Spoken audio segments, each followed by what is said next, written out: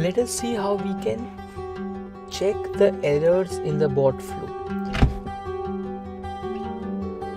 So while I was checking the messages that were being sent by the bot, as you can see here, so the basic bot sent this reply to the user and then the next message got failed.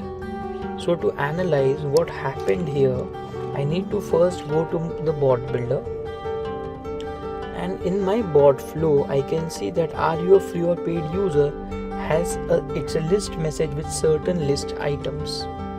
So I'll simply go to the bot builder and then click on this red icon. This is basically the error log.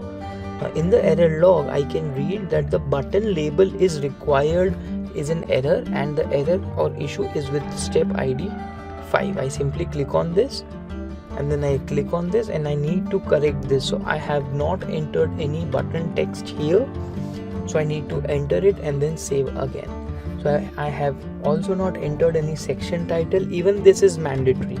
So what happens is if you have any bot errors or if you see that your bot has stopped working or in between the flow, you can simply check the error log and try to figure out what is the error with which particular ID or node ID, and then you can correct the mistake.